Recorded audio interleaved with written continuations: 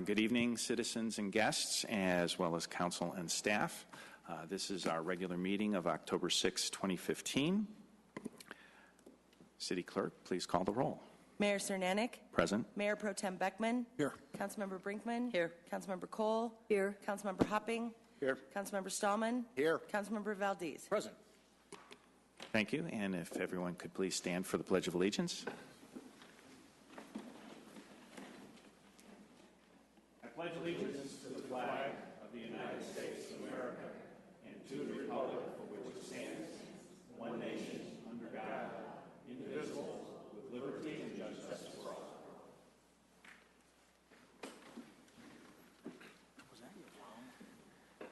Thank you. And a few items to note with regard the agenda for this evening.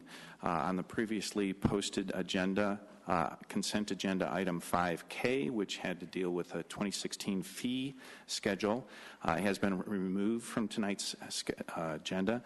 And items 6A and 6E have been flipped in their context for this evening. It seems that we actually need to move through the appropriations before we talk about the mills. So that is there. And then with council's indulgence, I'd like to move up the comments from Senator Newell to be included with the first public comments this evening. So, okay. Yes. Okay. And with that, we'll move to the first public comments. And Senator Newell, if you want to move up, that would be wonderful. Public comment is an opportunity for anyone to express opinions or ask questions that are not part of the public hearings. There will be two opportunities for public comment. First, at the beginning of the meeting regarding the consent agenda and general business, and at later in the meeting before council reports and referrals for any additional comments. An immediate response should not be expected, and anyone who would like to speak during either public comment sessions, please sign in on the green first public comment sheet if you're going to comment on consent or general business, and then use the second public comment for those items not included in the public hearings, consent, or general business this evening. We expect comments to be civil, and that disrespectful behavior will not be tolerated. And Senator Newell, you're up. Thank you so much, Mayor, and thank you, council members. I know my time is brief. I will be as brief as a legislator can possibly be.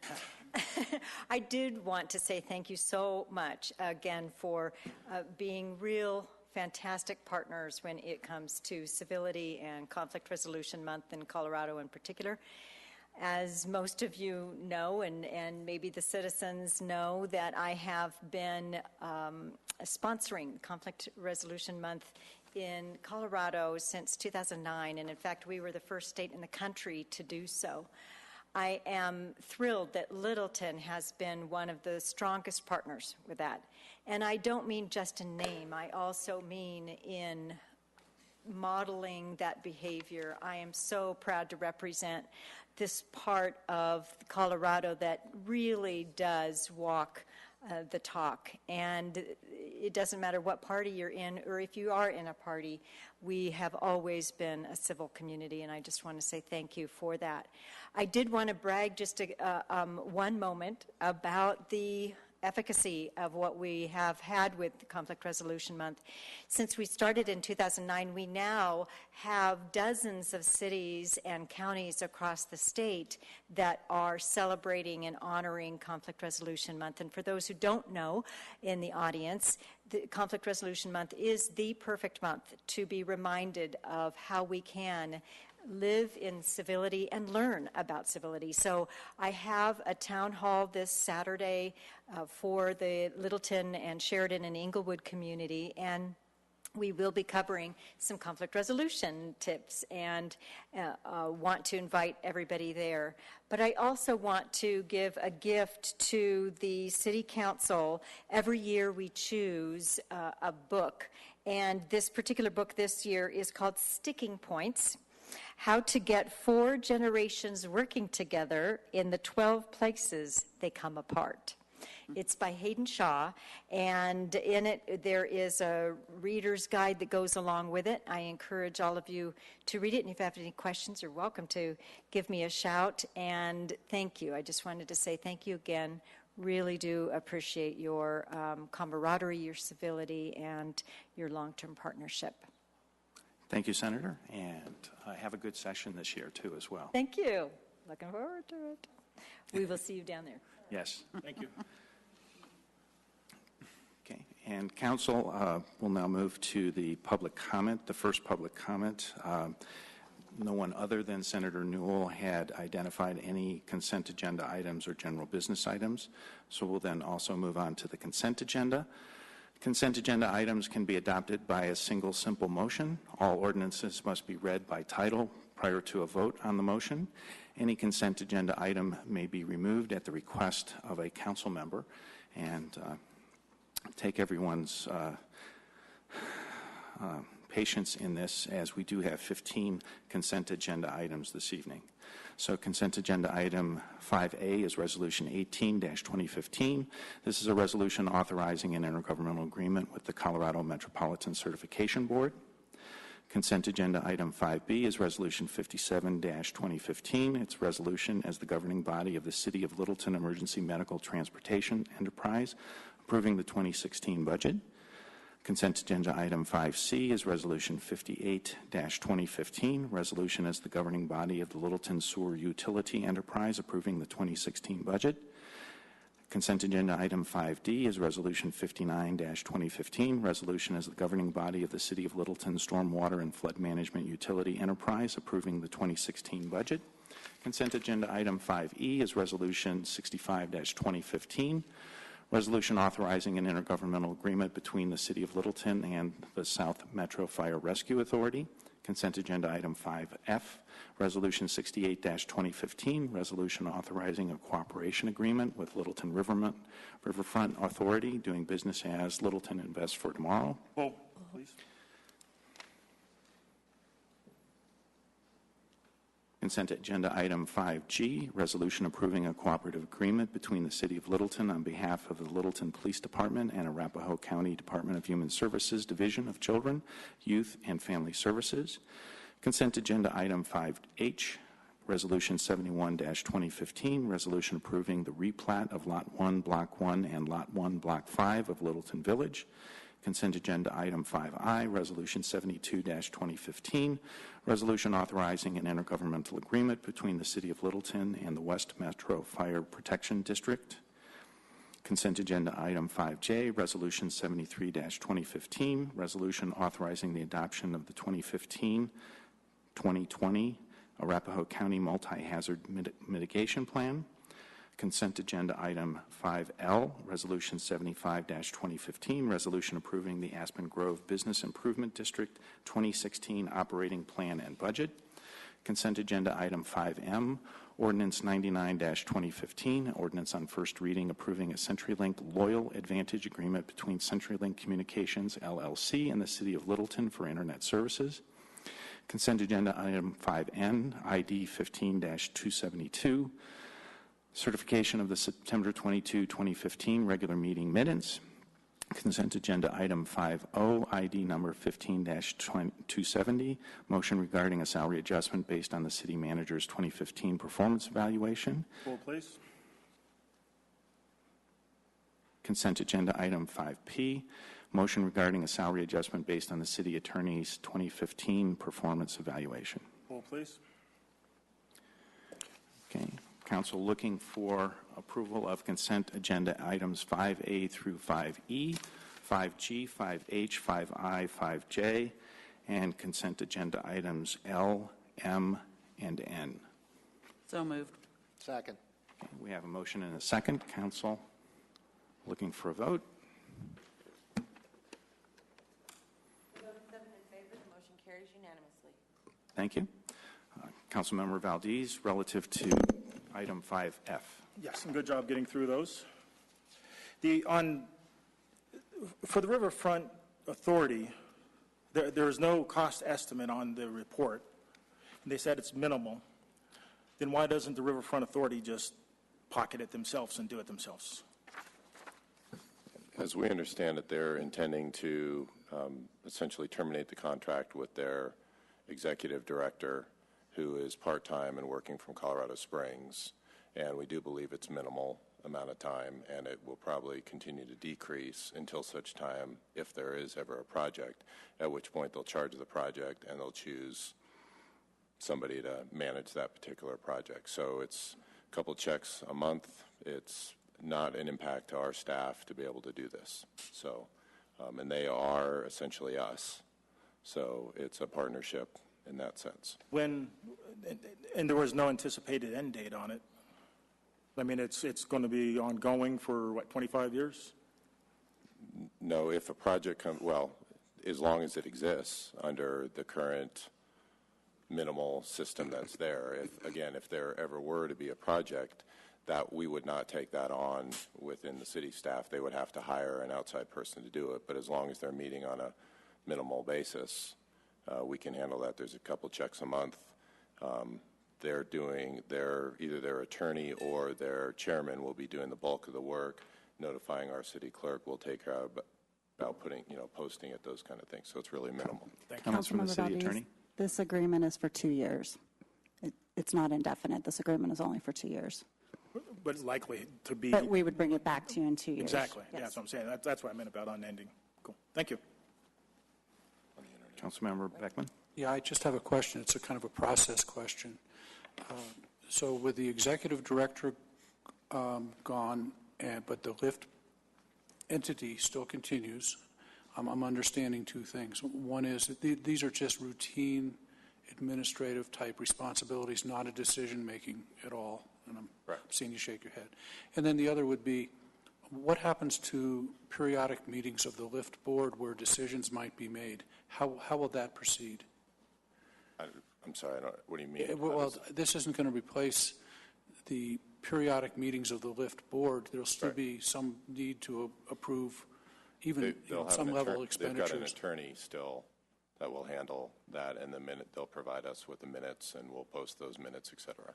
Okay. They're still doing the work. There's just very little work. We're holding their checking account as an example and issuing the checks as they tell us to issue a check, and I think we're expecting 1 or 2 a month. And again, they'll put the agenda together. We'll post the agenda. So we're just doing the mechanics of it, if you will. Okay, and it's just a transparency thing. I want to make sure that if there is still a board meeting, if there's any public decisions, or if the expenses rise to whatever the level that's appropriate, that it's a public disclosure at that time, and a board meeting like it normally would be. Again, if anything ever actually happens, if there was a project, they would hire somebody to manage that project. It would not be us, because the project would pay for that staff person. Okay, thank you. So until then, we're just doing, you remember, I don't know how you want to describe it, life support, but they met once a year in the past because there was no activity to approve the budget, and that was it. So, and in theory, it could go back to that level until such time that anything should ever happen. Thank you. Okay. Looking, Peggy? So, Councilmember Cole, excuse me. This all sounds very simple, but I don't see that they are us. I think they're a separate entity, that we tried to emphasize that when we appointed them. So I'm not comfortable with this. So I won't be voting for it, but I do have a question on Part 2 of Authority Obligations. The second sentence, the city, in accordance with the authority, may provide access to the records, etc. That also means that they may not if they choose. So it would seem to me that should be shall rather than may provide, because these are public access records. So let me address a couple of those questions. The agreement, they are separate entities, and this agreement does not mean that we are stepping into the shoes of LIFT at all. We have this agreement in place now with LIFT. We're simply expanding some of the administrative support that we're providing to them. We already work through the clerk with storing some of their records. When they get records requests, she coordinates with the executive director or the chairman about getting those records produced for those records requests. We provide printing services. I believe we record their meetings and post them to the agenda. We provide them with website space, I believe. So this is just expanding the services to provide some different public relations services so that when people call and want information, there's someone in the city they can call because there isn't a Lyft office anywhere that they can call to find out what's going on. I think what they're planning is there'll be a button on the Lyft website that you can request information on or submit your questions. Our staff will be monitoring those, and as we need information back from the Lyft board, we'll be coordinating that. And the language in 2B, the reason it's written that way is if we make it a shall, that means that we put the responsibility on our clerk to be responsible for providing those documents. So it's a may, so that as we get those requests in, if they're not overly burdensome and she has the ability, we can work on assisting Lyft with that. But if they were to get a large document request in, and you know, we had a lot of other work, our own document requests, it may be that we may not be able to assist with that, and Lyft would need to bring in some sort of outside, either attorney or staff person to assist with that.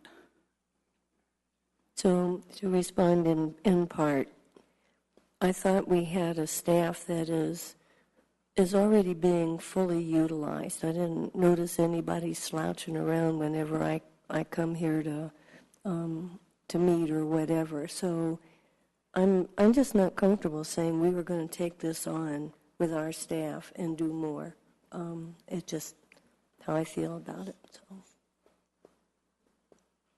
So. Looking for a motion, Council? I move to approve the resolution authorizing a cooperation agreement with the Littleton Riverfront Authority doing business as Littleton Invest for tomorrow. Second. Council, we have a motion and a second approving what had been or is agenda item 5F. Council ready to vote?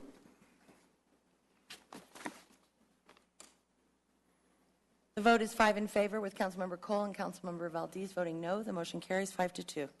Thank you, Council. On agenda item 5O, Councilmember Valdez. Yes, and I can combine the O and P at the same time. My comments are essentially the same thing, if that's okay with you guys. Mm-hmm. Okay? So September 22nd, we were supposed to get a report, final report, and I have not received that. I have not received the salary comparisons also. And what I did receive from Eric Late today, I had a chance to look at it, was just a few numbers on, I guess, where we all voted, or suggested at least. And the numbers, as they added up and then divide by 7 to get a percentage, on either one, the city manager or the city attorney, neither one of those percentages were accurate. So I suggest that we need to wait until we get accurate information, and we need to also get more information so we know what the comparisons should be, and also what everybody's points are, because I have no idea.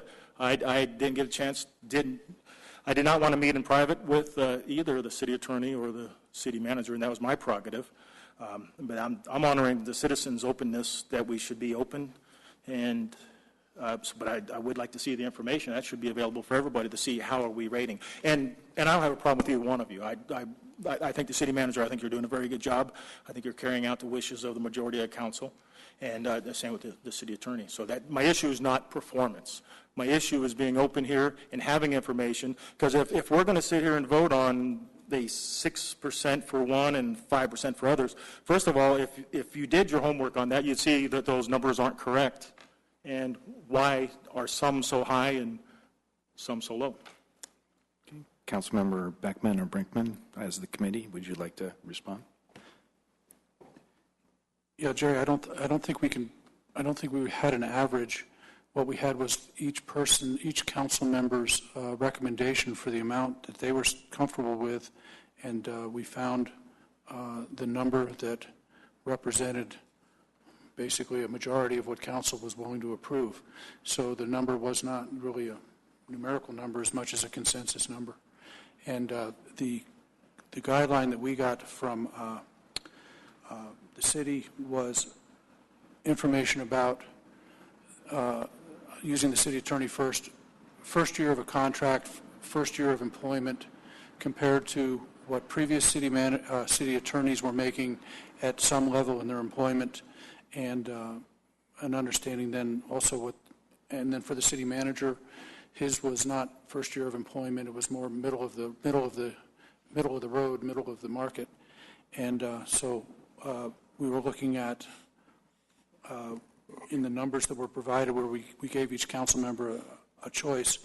The issue for each of them was a little different. He was in the middle of the market, and the city attorney was in the first year of their employment. So that would be not only a cost of living increase, but as we determine the entire group of public employees, excluding perhaps fire and police, all have a step process. So we were looking at trying to incorporate a second year level to her salary. And maybe Councilmember Brinkman. And that information was included on the request for the council to I didn't get make it. I have it was just saying requesting the information. There was information included regarding midpoint and first year and that type of thing. And that was one of the things that we discussed with Eric in terms of, even in fact in the budget when we were looking at the salaries and the compensation for staff and trying to get to that midpoint. So yeah, I think we had a paragraph on both of those. Yeah, about and that. I'd asked, if I may, I'd asked Eric to send that stuff today, and I didn't receive that. But if you look at those percentages, you'll see, and that's what he said in his email that he sent to all of us, that it was an average of all of our rating. And again, when you do the math, it doesn't add up. So I think for that reason, we should wait until we can get some accurate information and make a final decision. And I trust what you've done to both my council members up here. It's just if I'm going to agree to something, I like to know what it's being based on instead of just two people saying, yeah, you ought to vote for this. So I would move to postpone until the next regular meeting. To a date. Pardon? I'm sorry? To the next regular meeting. I'll second that. To postpone. I'll second that. The next regular meeting is scheduled for November 3rd. We have a motion and a second. Discussion, council? Just for clarification for what this is requesting, the kinds of figures that could be provided would be within the marketplace that the city uses generally for its employees, a relative positioning of what other city managers and other city attorneys make within that marketplace. And I don't know if that would be enough for what you're asking or not, but I'm thinking that's something that the personnel director has been able to provide in the past for other staff. And may I? And I didn't receive that this year. I don't maybe, is that what you've received? Because I didn't receive that. And that's what I'm looking for, is I want to see comparisons besides just my own comparisons and accurate math. From my perspective, anyone else want to comment? Go ahead. Okay, from my perspective, I saw the numbers as more of a mode rather than a mean, so it is a mathematical term, but it might be more in the terms of mode versus mean on that. And at least what I saw in the report was some comparison relative to market that satisfied me because it came from Mountain States Employers Council. And so I'm not in favor of delaying it because I'm not sure what additional information would actually be there that hasn't been provided as far as council's position, et cetera. So, council, any other comments? Okay. Council, we have a motion to take agenda items 5O and 5P, move them to a date certain, that date certain being November 3rd. Council ready to vote? The vote is 2 in favor and 5 opposed. The motion carries 2-5. The motion fails 2-5, excuse me. Okay. Thank you. City Attorney, can we combine a motion on 5O and 5P together? You can, but I would probably suggest that you not in case some person wants to vote against one. So we will separate them. Council looking for a motion on agenda item 5O. I move to award a salary increase equivalent to 5% of the city manager's base salary. The city attorney is hereby directed to prepare and the mayor is authorized to execute an amendment to the city manager's employment contract effective October 1st, 2015. Second. Okay, Council, we have a motion and a second relative to Agenda Item 5O. Is there any discussion? Yes. Councilmember Valdez. Again, if you look at the math error in there, it means thousands of dollars to the city of Littleton because of a math error. Other comments?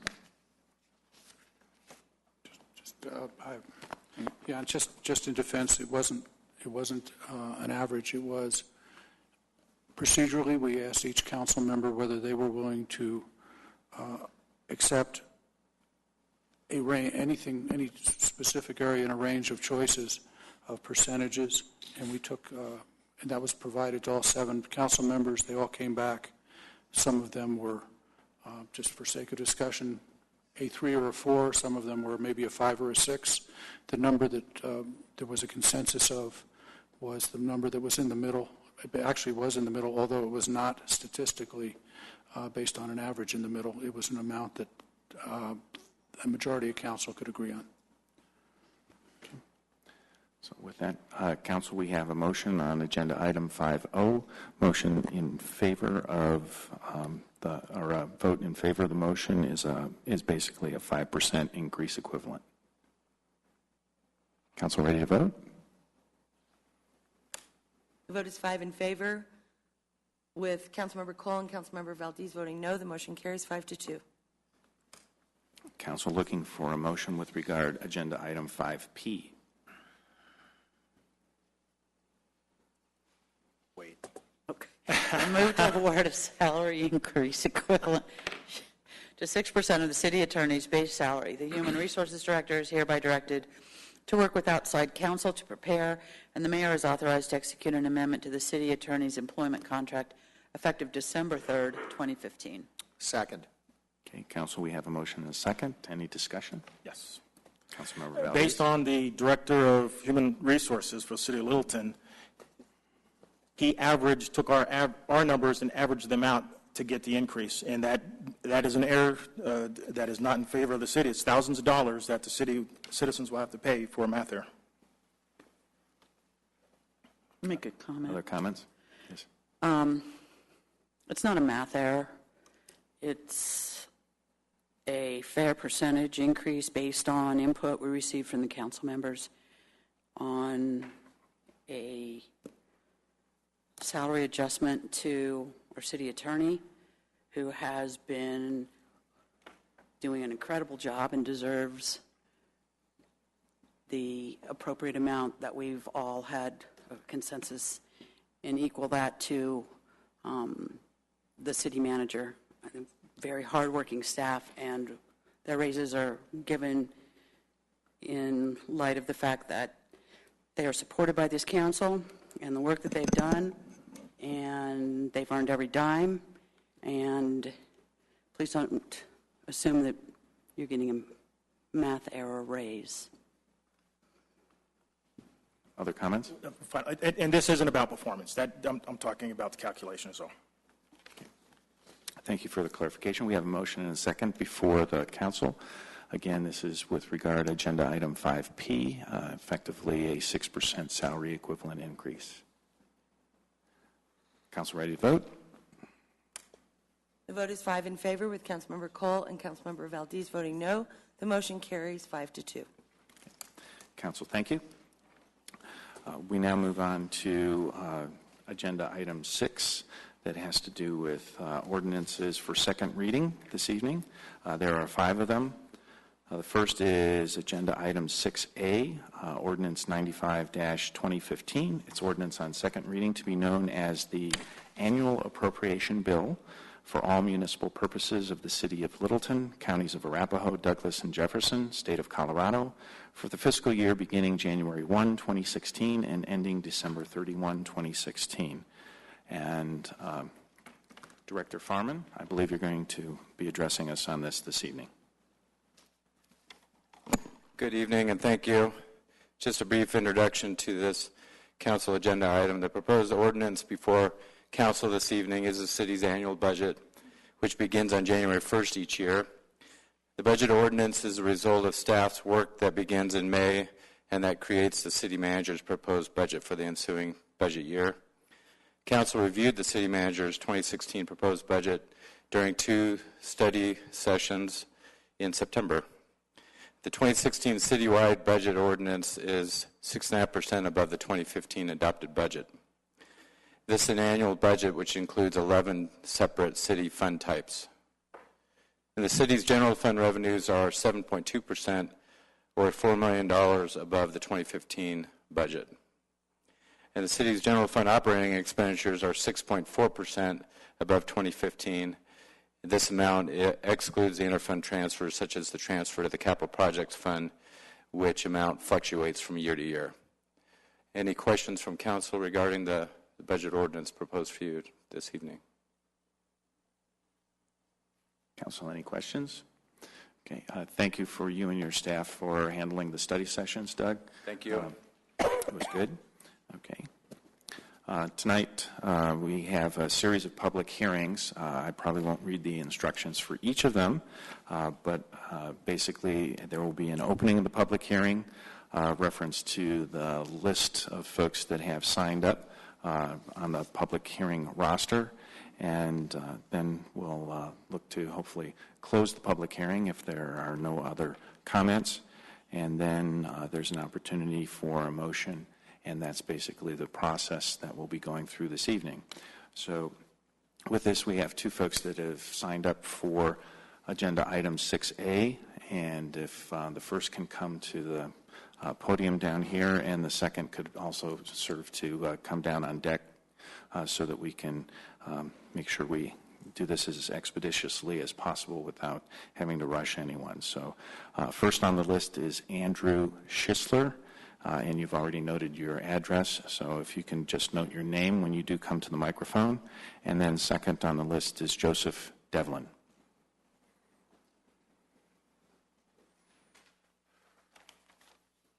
Good evening, City Council. I'm a citizen of Littleton.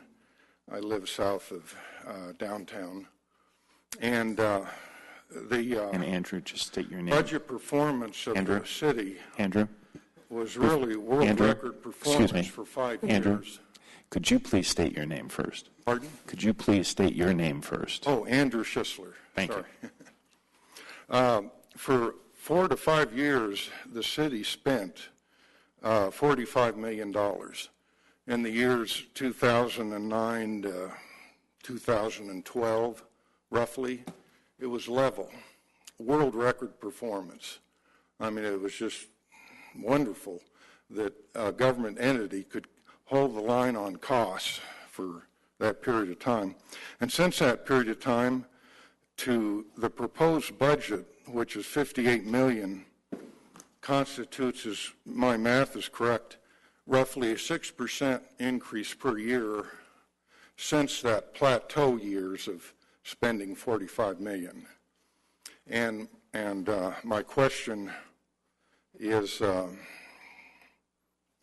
perhaps it can't be answered tonight, but maybe it's next month. But what happened?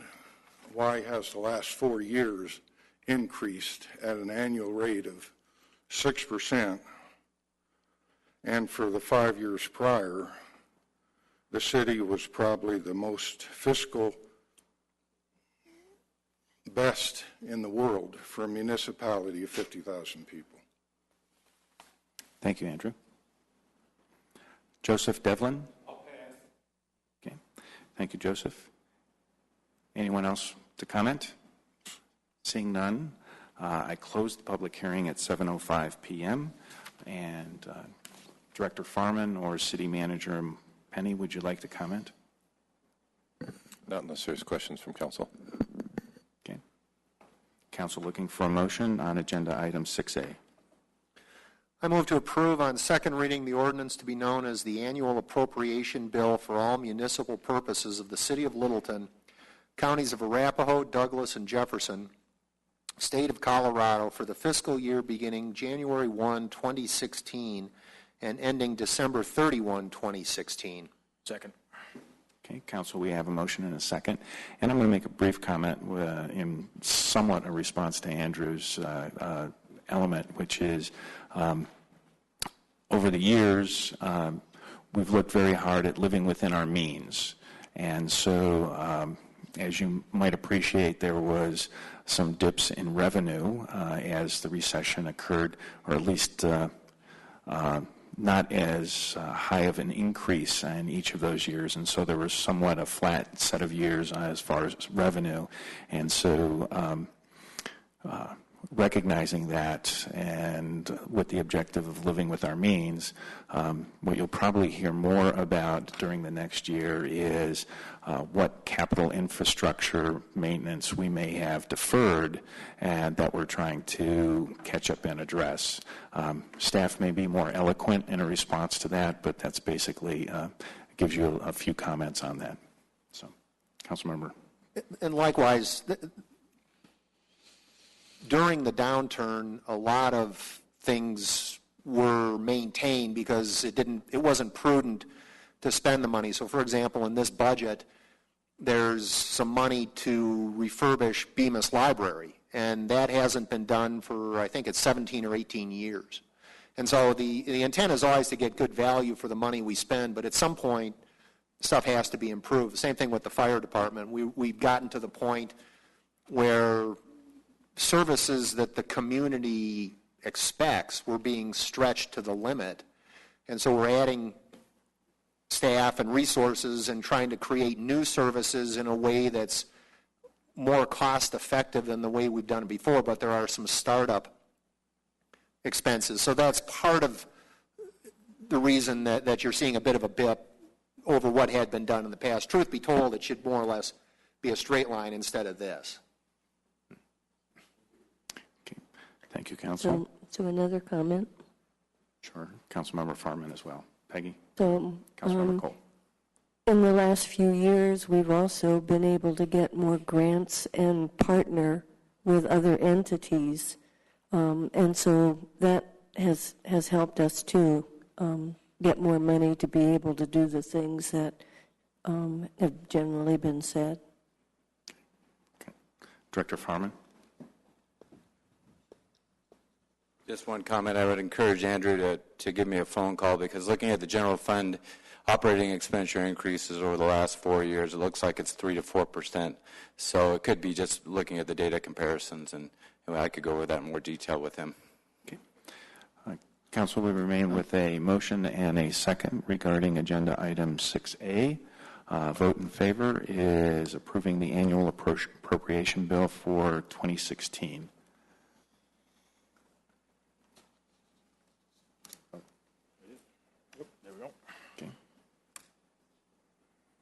The vote is 7 in favor. The motion carries unanimously. Thank you, Council. Now looking at agenda item 6B, this is ordinance 91-2015, an ordinance on second reading granting an easement to Denver Water for an extension of a water main into Reynolds Landing. Deputy City Manager Broughton. Thank you, Mr. Mayor, City Council. This is simply to facilitate the extension of a water line into Reynolds Landing to accommodate what's been approved in the master plan, which is a flush restroom system as well as their irrigation system out there. Excellent. Okay. Council, any questions? Okay, seeing none, I'm going to open the public hearing for agenda item 6B at 7:09 p.m. No one is indicated on the list. Does anyone want to address this issue? Seeing no one approach, I'll close the public hearing at 7:10 p.m. And Council looking for a motion.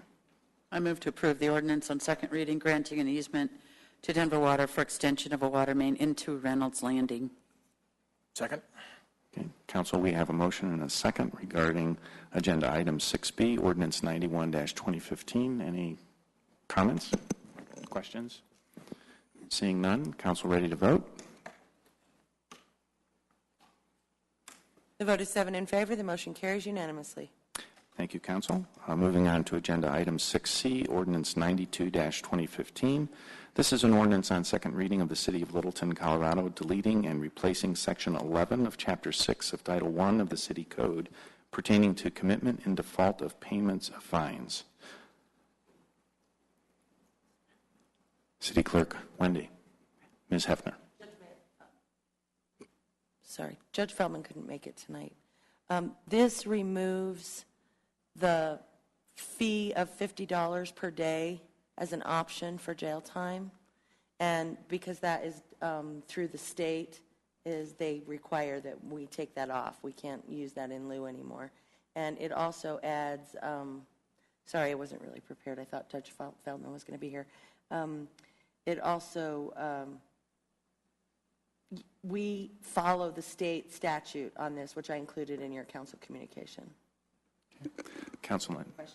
Just to add a little to that, House Bill 1061 was codified in the CRS, and I don't have that right in front of me, 18-1.3-702.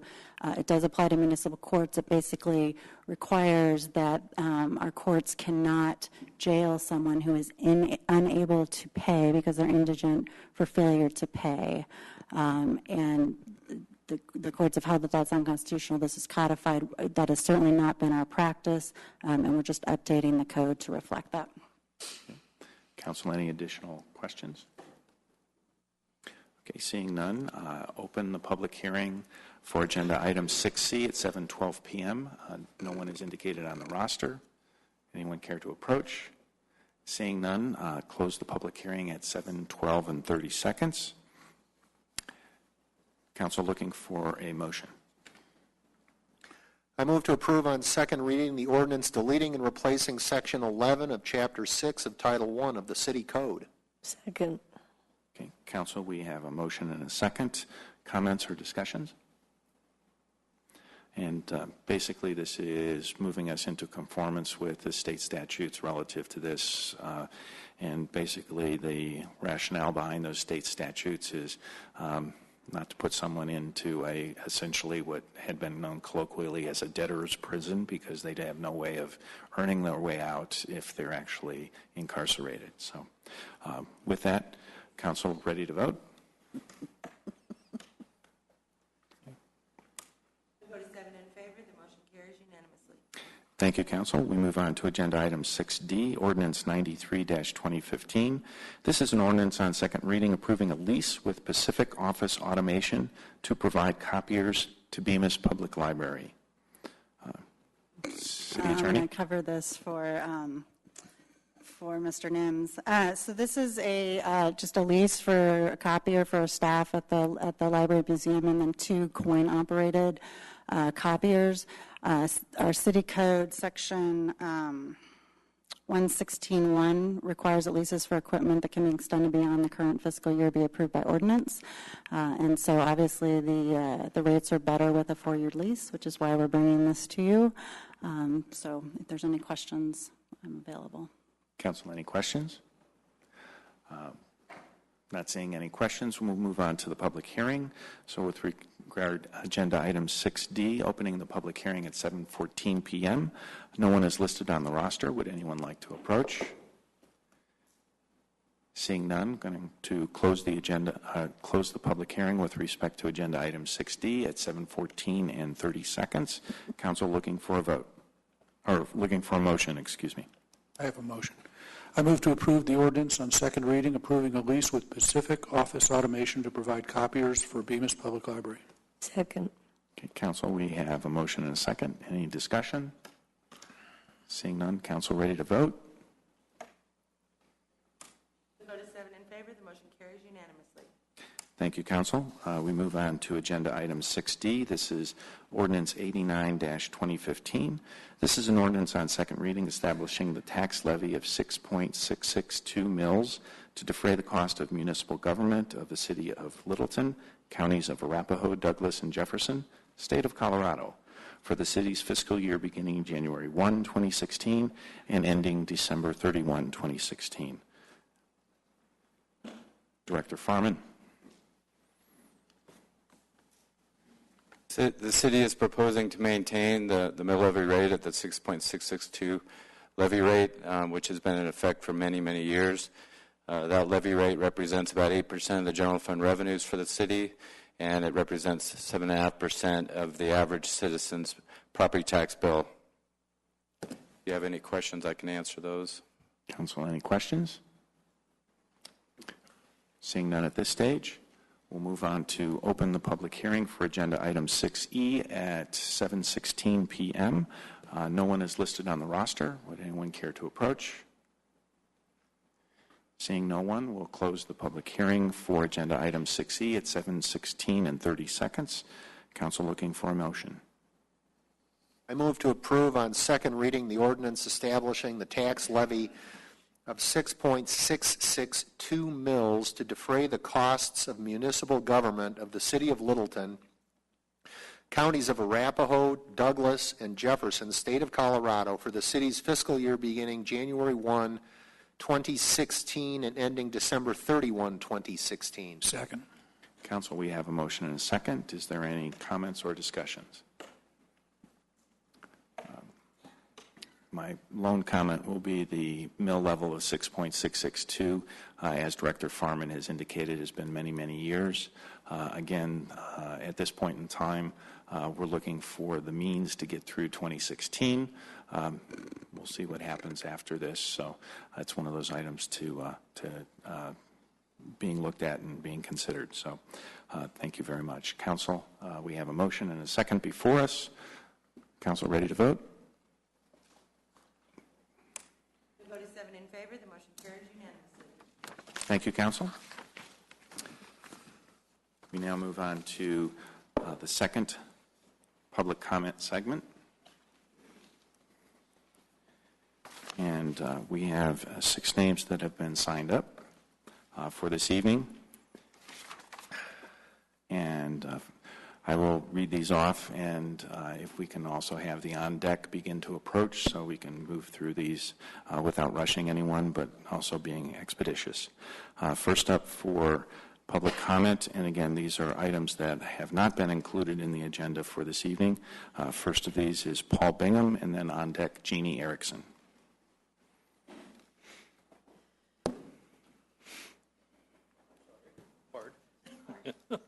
Good evening, Council. My name is Paul Bingham, 236 West Delaware Circle.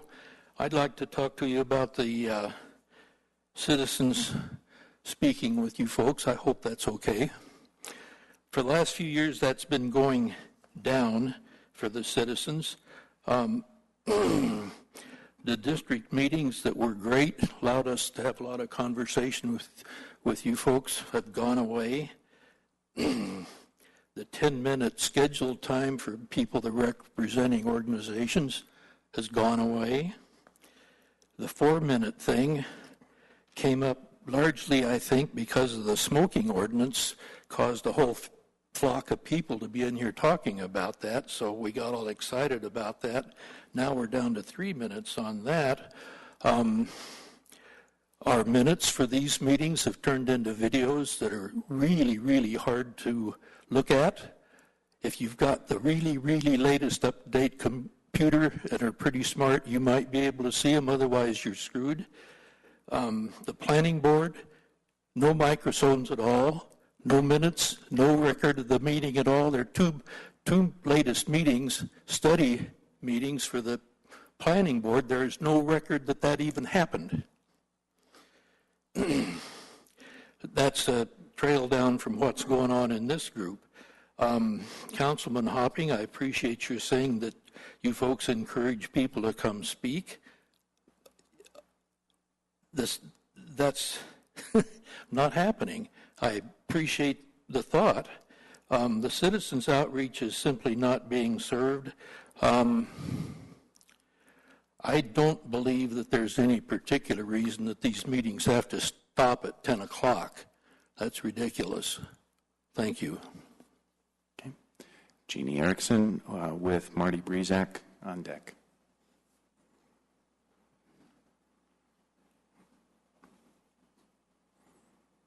Good evening, Council. My name is Jeannie Erickson. I live in District 1.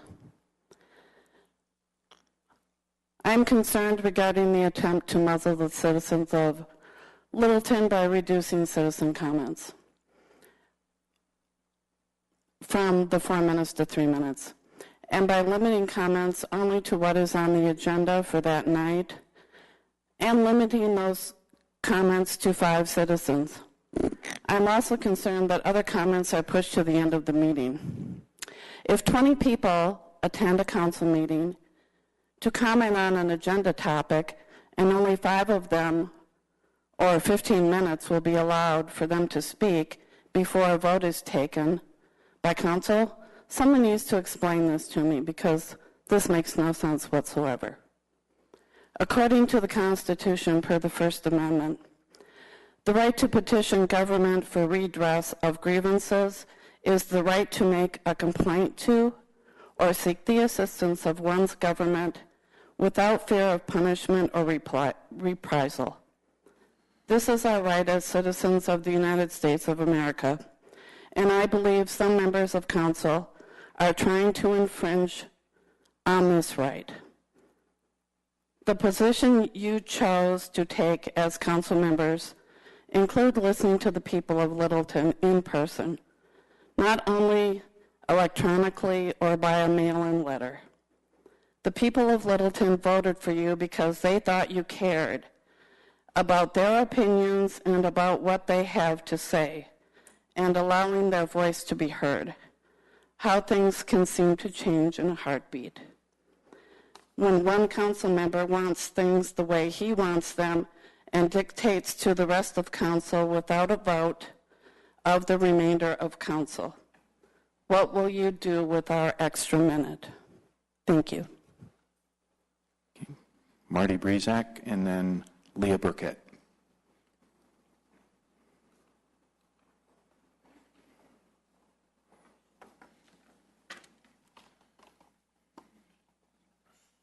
Good evening, Council. My name is Marty Brezak, and I live in District 4. About a year ago, you passed legislation introduced by my council representative, Debbie Brinkman, to change the minutes from written minutes to using the approved video of the meeting as the official record. At that time, I addressed the council and expressed concern that you have put an excessive burden on the government, burden of the government on the people. Well, my greatest fear has been realized. Recently, we were searching for a specific meeting and could not find the video on the city's website. When we requested the video from the city clerk, she politely responded to our request, saying that she would look into it. After about a week, we received a response from the city clerk. Quote, "The videos are working again, but they will only play in Internet Explorer," unquote. This means that in order to review these minutes at home, the public needs to have Internet Explorer. There is also no closed captioning for the hearing impaired, and it is needed because many times council members and staff members do not always speak into the microphone, making it difficult to understand the discussion and the comments that are recorded. This does not seem like a fair and balanced approach to government that is here to serve the people. I would strongly suggest, as I have before, that the minutes for each council meeting be transcribed for the citizens. Littleton, as you stated on the website, is the first city in the state of Colorado that uses video for official records.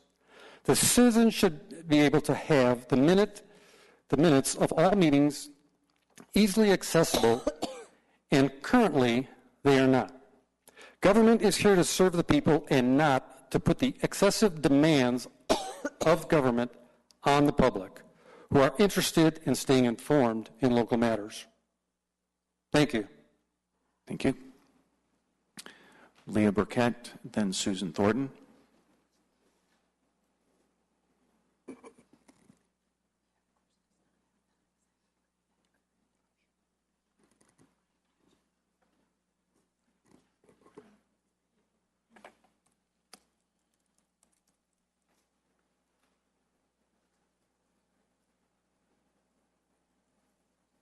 Can I have the overhead while we're waiting, please?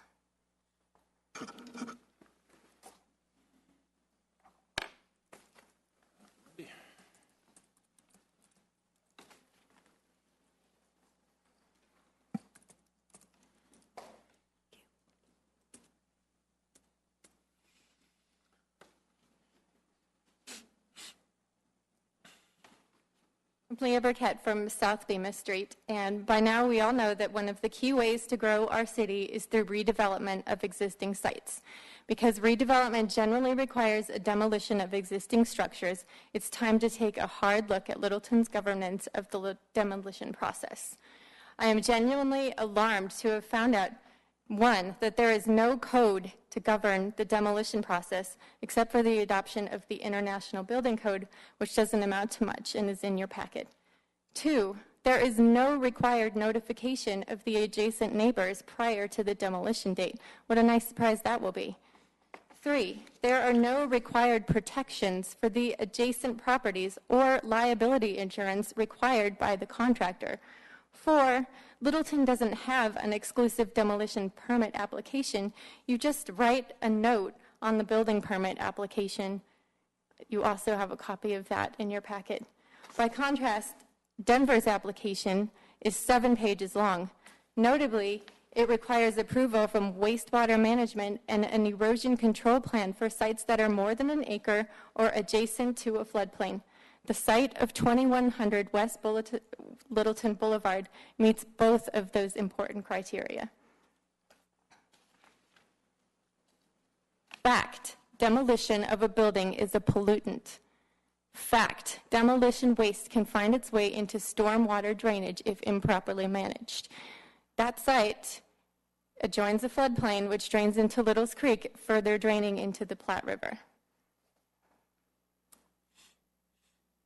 The demolition permit issued by the city on Friday is approved with conditions from engineering saying BMP must be installed prior to any demolition activity. BMP is best management practices. My questions are, where is the staff interpretation of what BMP even means? Two, how can a demolition permit be issued before the required inspections? And three, how can a demolition permit be issued when the required state approval for asbestos has not been granted? That's something I want to talk to you more about too. That's also in your packet. The Department of Public Health and Environment requires a permission to demolish any commercial building, and on October 2nd, an email also in your packet was sent to me and copied to the city that the application has been wrongly approved. Still, the city shows the permit is being issued. What is to stop a determined person from demolishing a building when they have a permit in hand from the city to do so? The demolition of any building in Littleton, especially a large asbestos-filled building that is nestled in a neighborhood and adjoins a floodplain, warrants a thorough and proper review process. Bemis Street has been through enough. Do not risk allowing this demolition to march forward with limited governments and become a horror story. Now is the time to correct this deficiency, and you can start by getting that permit changed to pending until the state gives their final approval. Thank you. Susan Thornton and then Pam Chadbourne.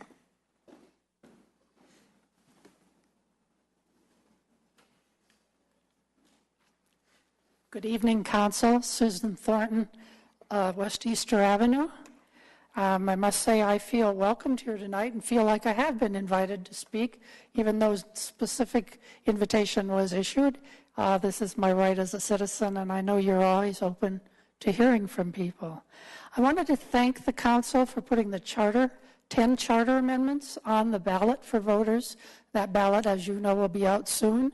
You also know that the charter, the city's charter, is 40 years or some such, hopelessly out of date, and that you folks and your predecessors appointed a group of citizens, I happen to be one of them, as a charter commission to study what was outdated, what changes might be helpful, and we also looked at many other cities' charters to see how others do things. We made a series, we met for a long time, seemed like a long time anyway. I'm sure it seemed longer for staff, but probably for us. Had numbers of meetings and proposed a number of changes, of which the council selected 10 to put on the ballot. And I want to thank you for that. I think all of those changes, some of them are are just housekeeping. Others are more significant, and it's my hope that citizens will look carefully at all of them and give them their vote of approval. So thank you again for taking on this big challenge of looking at this outdated charter. Thank you. Thank you. Pam Chadbourne. Good evening, Council. My name is Pam Chadbourne. I live in District 1. So a couple of things since charter amendments came up. I've said before, and I will say again, I'm not voting for any of them. All of them are a transfer of power or a removal of the limitation of power by staff and boards and commissions or from the charter that limits those powers and gives the power somewhere where we intended, our home rule charter intended for that power to be limited. I want the power of the bodies and staff to be limited. And except for one, which is maybe possible, I think all of them transfer power the wrong way. And so I want limitations on power. I'm not voting for any of them. I appreciate the efforts of staff and the Citizen Committee, but I don't think it came out the way that they intended. I know other members who feel that way, and it's certainly not the way I want things to go. Second of all, about citizen comment, I'm going to talk about civics a little bit. So legislation is passed to cover 70, 80, 90, 100% of conditions. So we all don't want to be murdered, and we have laws against murder. We all want contracts to be enforced, and we have laws to enforce contracts. We have code that we expect to be enforced by our city staff, and that covers all of the conditions that we want to see in a society. So this change to citizen comment covers 5% of the cases. A couple of times a year, you folks have a longer session, and I'm sorry, I've been watching this for 4 or 5 years, so I know this is true. You don't pass legislation for 5% of the cases. In those 5% of the cases, that's when you vote to change your amendment, and I want to acknowledge a couple of you for mentioning that. That's what you do. So you don't modify your practice for 5%. And I don't want you to do this. I want you to reconsider. And within a month, I hope you change it. And finally, about the Grove proposal, I'm going to say again, it is not use by right. The city issued a press release yesterday of some sort or something on Nextdoor, which says that we protect property rights. Well, I'm going to ask you whose. It's not the staff's job. It's not the city's job to protect some at the expense of others. Our code, our guidelines are there to protect everyone. When the owners bought this property, all of the code was in place, and the staff should enforce it to protect the rights of all. If staff does not, none of our rights are safe. Thank you for your consideration. Thank you. Okay, Council, that concludes the roster list. Would you care to approach?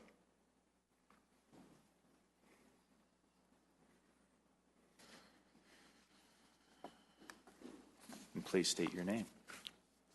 Good evening, Council. Pat Cronenberger, Lakeview Street. When I first heard about the proposed, or some of the thoughts about changing your agenda format, I had my doubts. But I have to say, after hearing the thoughtful discussion this evening and the reasoning for it, I'm very supportive of that change. I think some of the reasoning that was put forward, democracy is messy, and meetings sometimes don't go as planned, but I think there should be reasonable expectations when people come for a scheduled public hearing that they will be heard in a reasonable amount of time. People have to go to work the next day, they've planned their schedule, they've rushed to get dinner. So I think that thinking about that being a priority and giving people those expectations when they come to a council meeting is very sound thinking. So I'm very supportive of that change. And it's simply not true. I've heard some comments this evening that imply or state that the public comment period is being cut back, and that's simply not true. It's just going to be at a different place on the agenda. So public comment, from what I can see, is alive and well. In Littleton, people have an opportunity to speak on matters that are not on the agenda. That's a good thing. And I commend you for looking for better ways to conduct the business of our city. After all, we are a $60 million operation, and there should be some expectation that business gets done in the most thoughtful, thorough way. Thank you. Anyone else? Yes, please.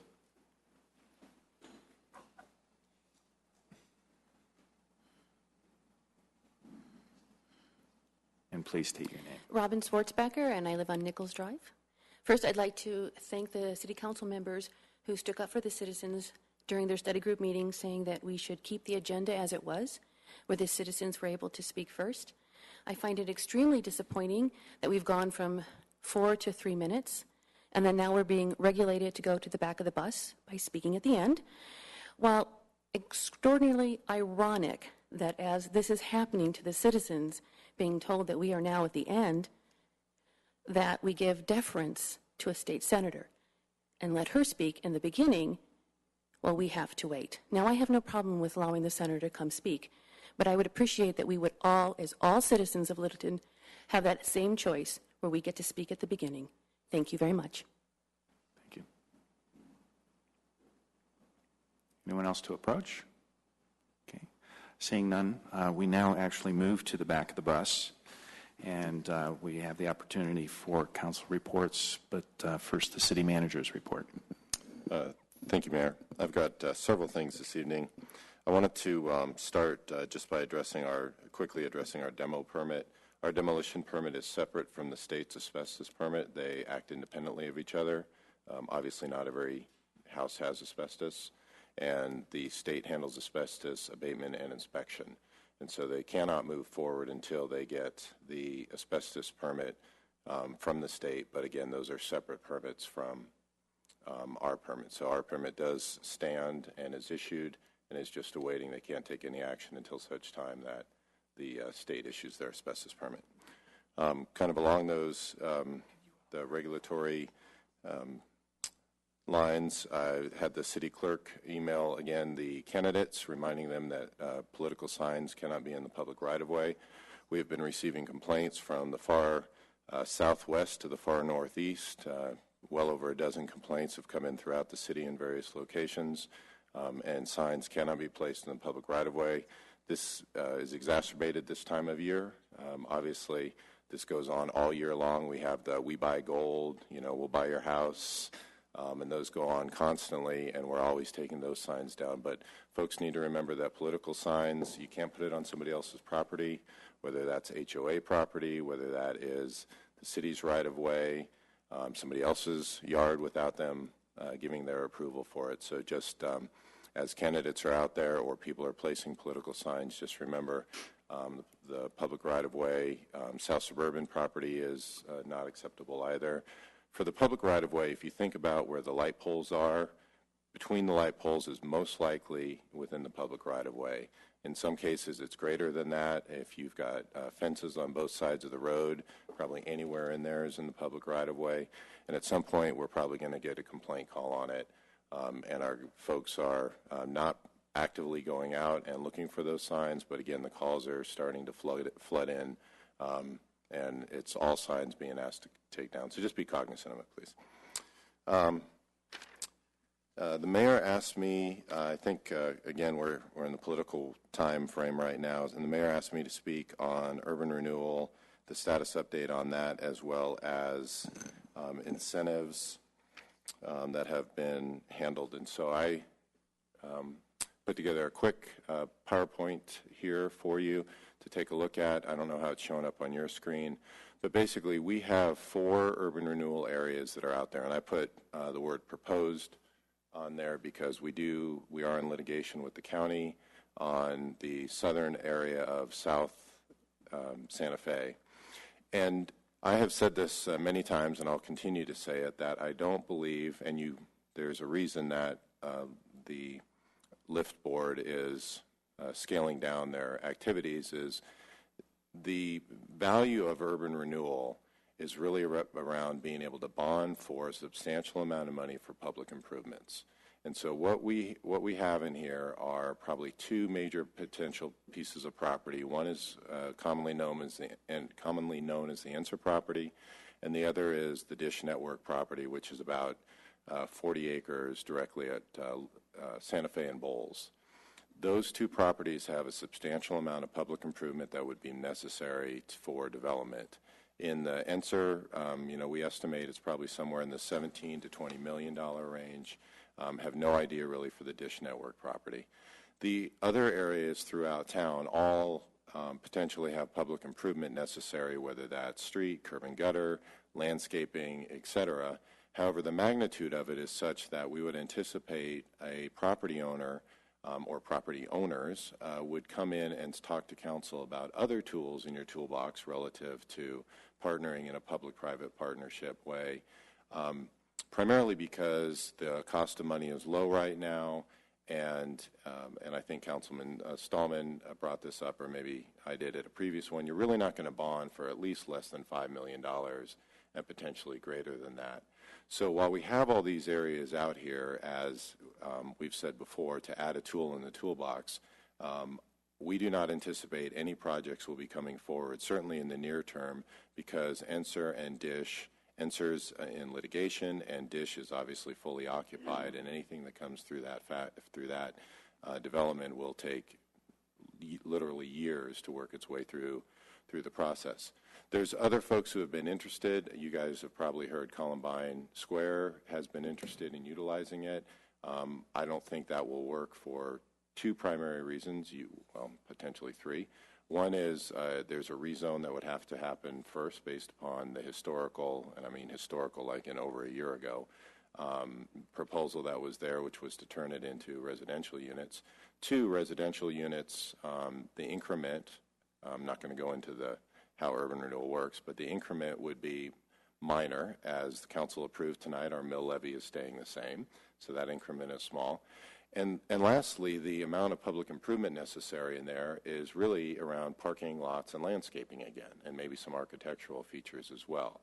So you might be looking at several $100,000. You're not looking at millions of dollars. So I will continue to minimize the negativity or impact associated with urban renewal, and we know that the voters passed a anti-condemnation measure, so we aren't using condemnation associated with urban renewal, so that's not even part of the conversation. So if and when anything comes forward, I would only anticipate it on Enser or the Dish Network property.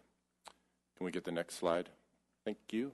Oh, sorry, I was going to go through these. I will keep going. Doug, thanks. These are just the close-ups of the other ones. I spoke to those. I forgot we had them. So the mayor also asked me to speak on the incentives, factual statements around what the council has approved on incentives.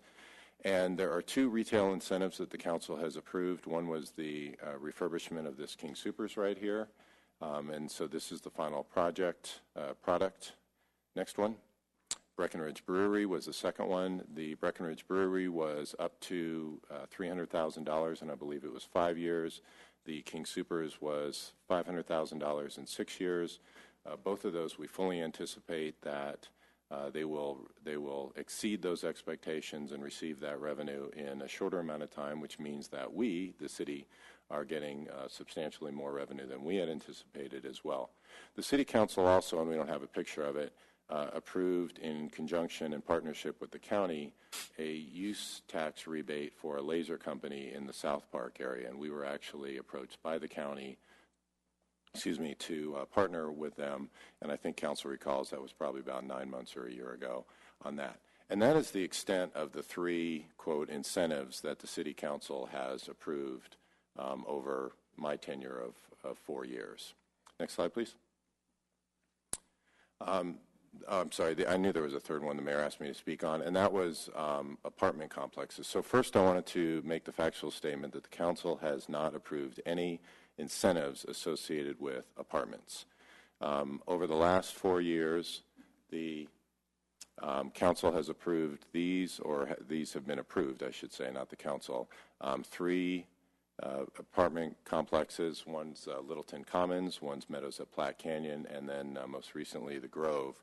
The total number of units included in there, and I'll say proposed because the Grove has not been built, is 795 units. Grove consists of 160, Littleton Commons at 385, and Meadows at Platte Canyon was 250.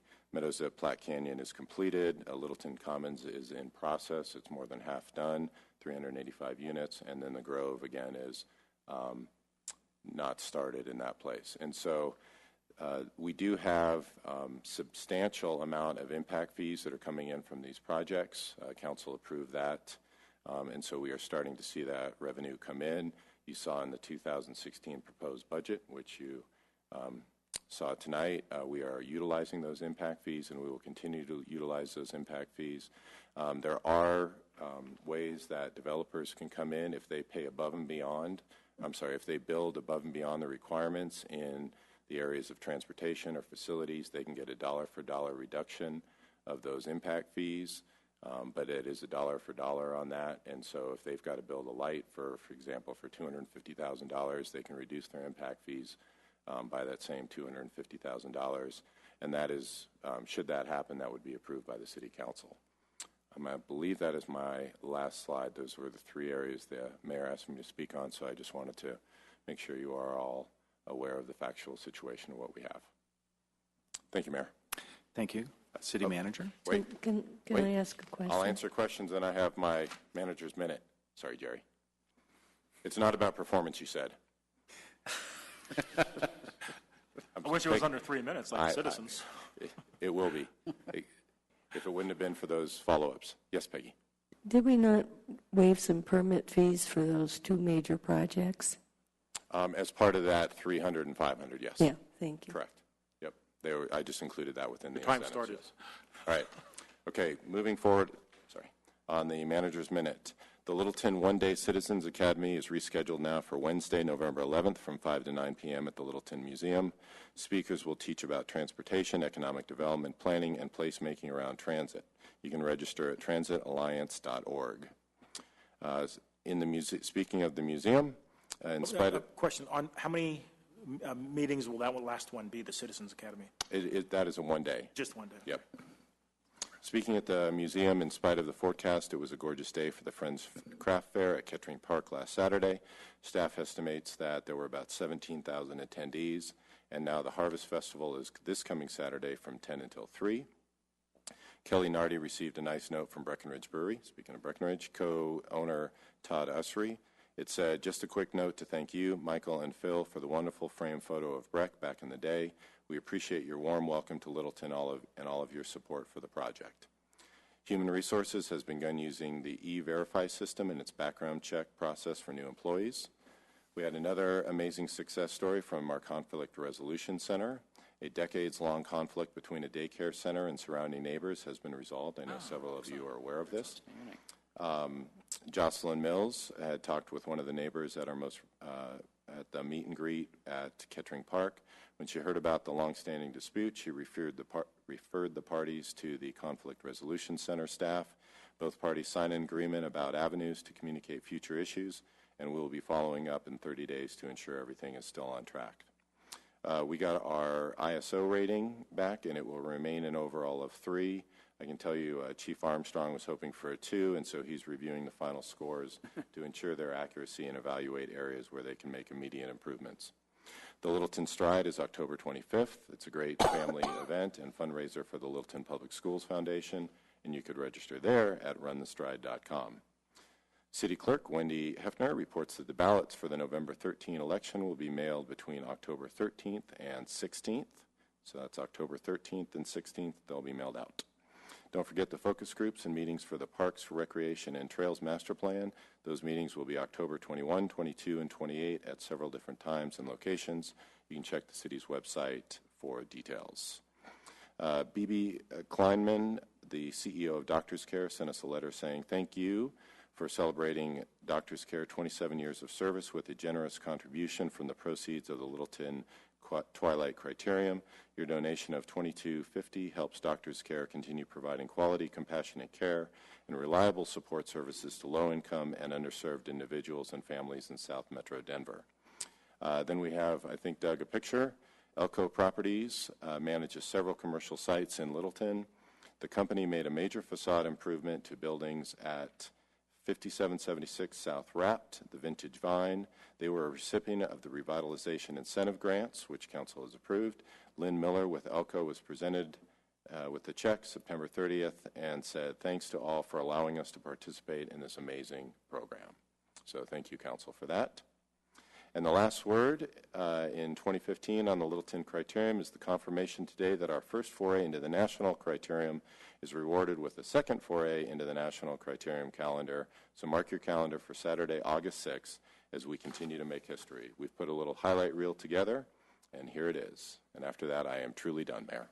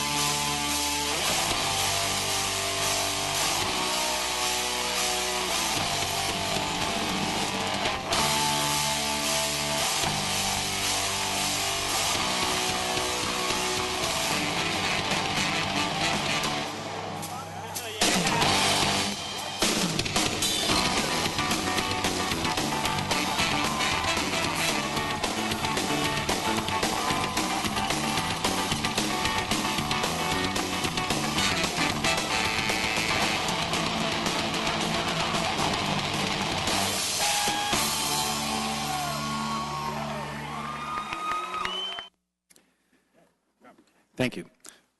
Councilmember Cole? I'll just reinforce the Harvest Festival this Saturday and hope we don't get rain. So everybody, please turn out and support that. So, and really, really good feedback from citizens about our grant program for the neighborhood grant program. I'm thinking that it has ramifications that I don't think we can fully comprehend yet in terms of building the sense of community within each neighborhood. Really super. So I'm really looking forward to a lot more of that next year. Thank you. Councilmember Stallman? Had a good turnout from all indications at the Kettering Craft Fair, Friends of the Library and Museum. We were over there parking cars, and they were filling up in a big hurry. So it looked like everyone had a lot of fun, and hopefully the Friends made a lot of money.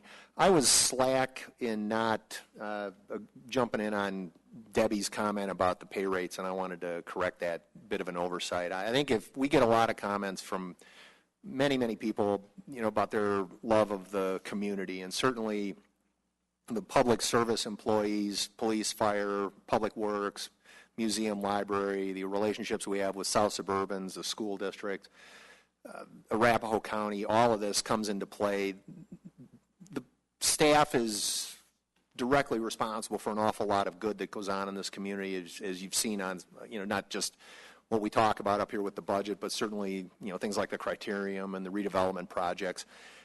That doesn't happen without strong leadership at the top, and I think the city manager and the city attorney are part and parcel of that and setting the tone for what goes on in terms of the staff working with the community and in and around the community. So I'm absolutely proud that we're providing raises that are commensurate with the work and the quality that's been accomplished, and thank you.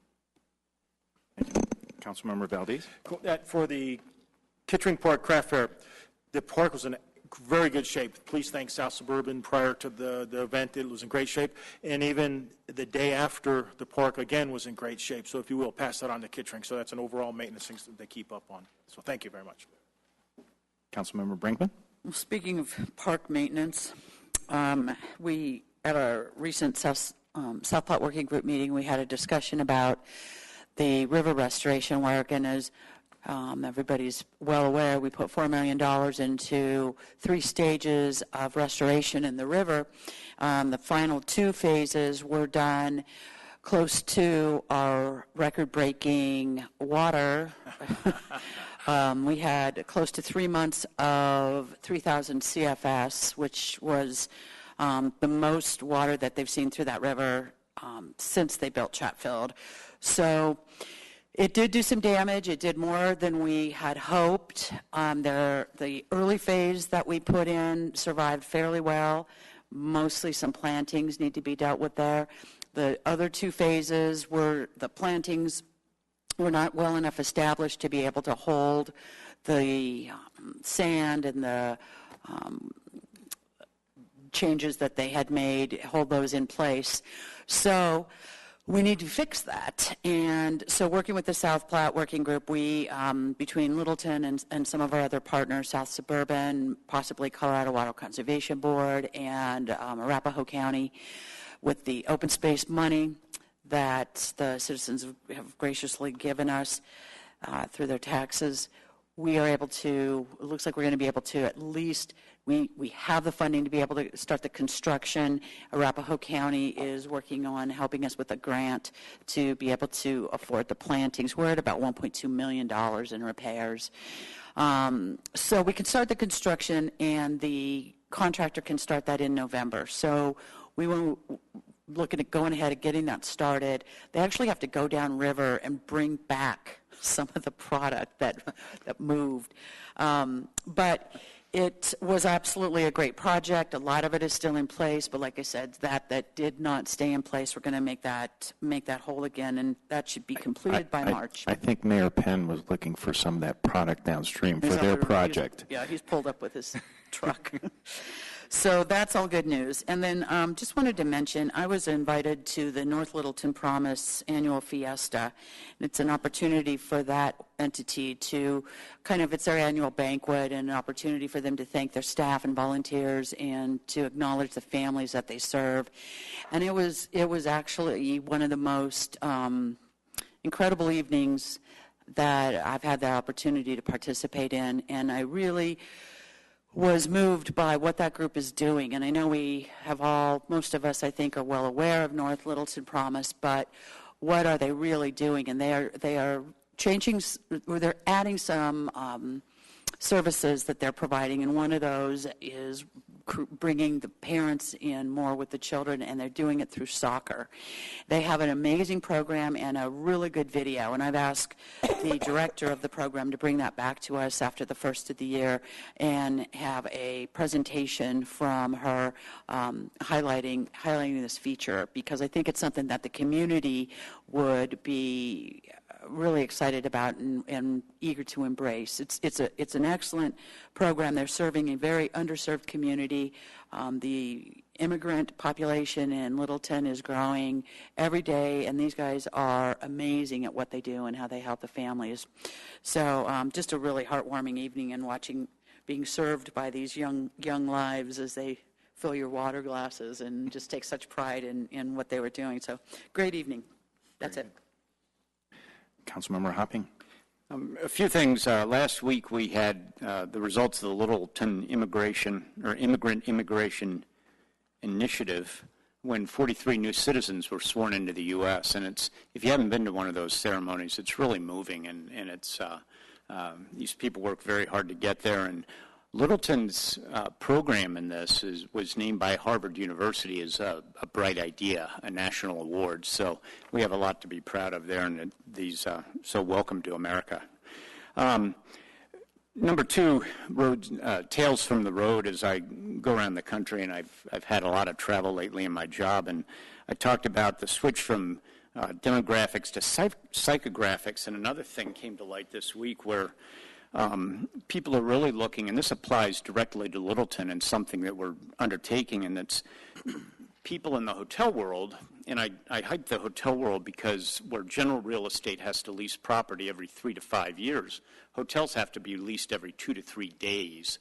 So they have to be right up on trends all the time, and they're going to more cultural experiences and independent, unique hotels rather than defined brands.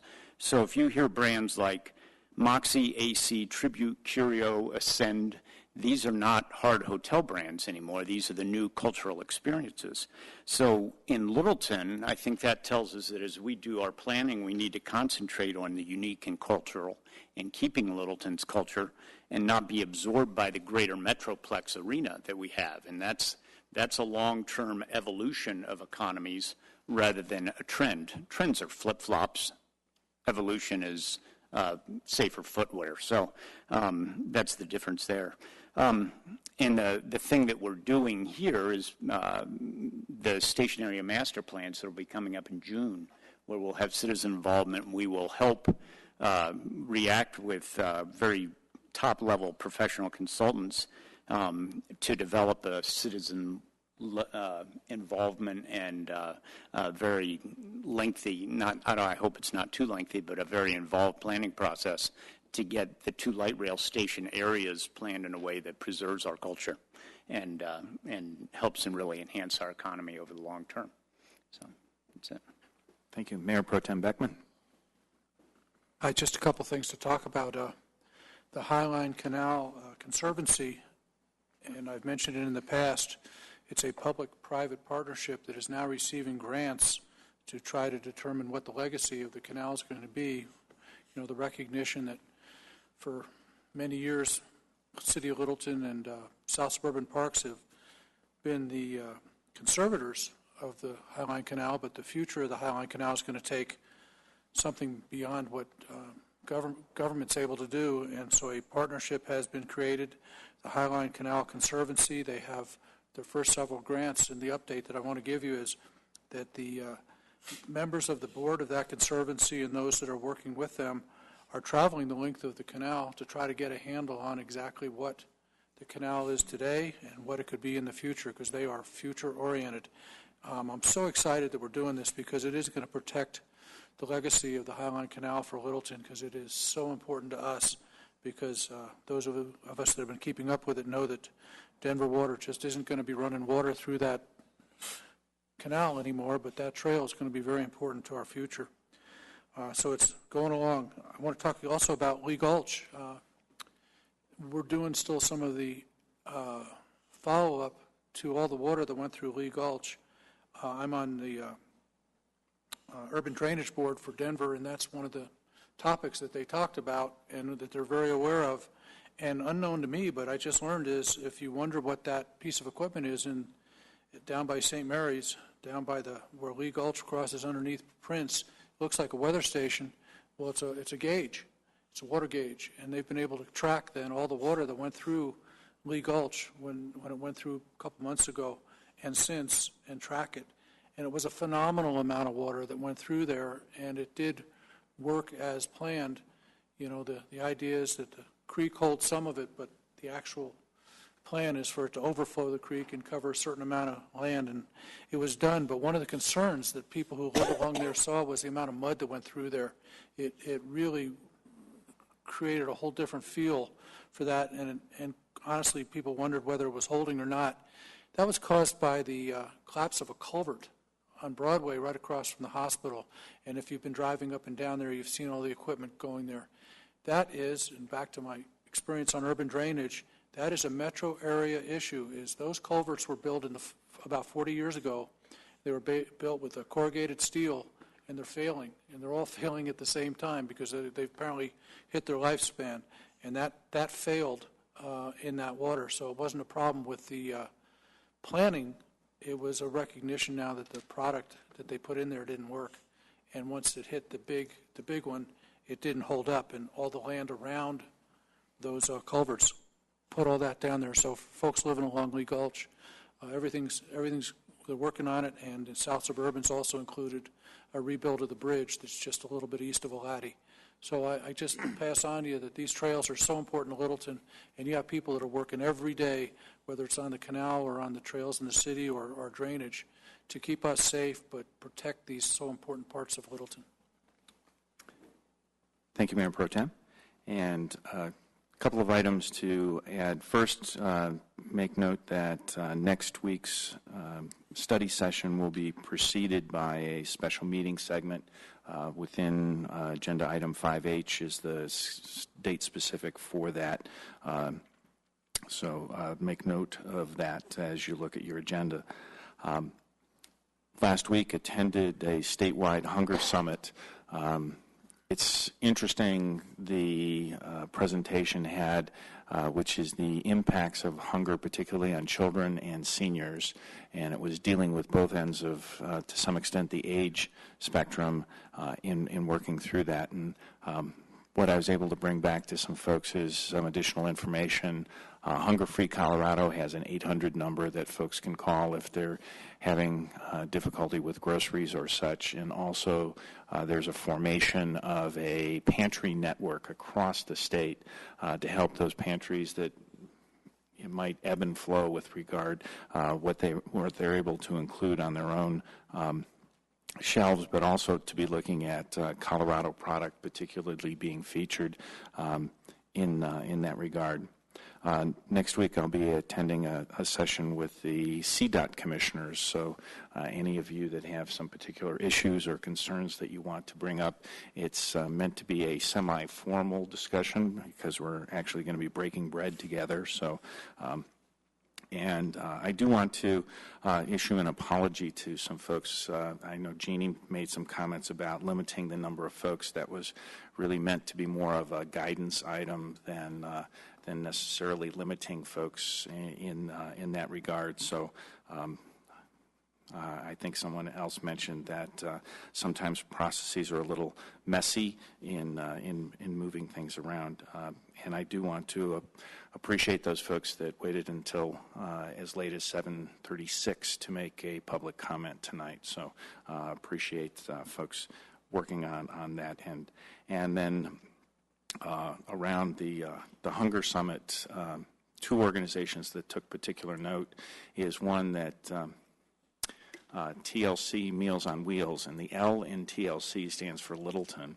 And if you ever have a chance to join some of the volunteers or to work through that, they work right now out of a grade school that's been repurposed in Centennial, but it's a pretty deep service aspect in the community. And what's a neat thing about TLC Meals on Wheels is it happens to work without federal contributions, so that's pretty good. And also our Aging Well Resource Center took note of that because there are questions that come up from seniors with regard to nutrition and such, and so this at least gives us an additional resource to tap into beyond what the county might have available. So those are items that are out there. And then a couple things were mentioned relative to the charter amendments that are on the ballot.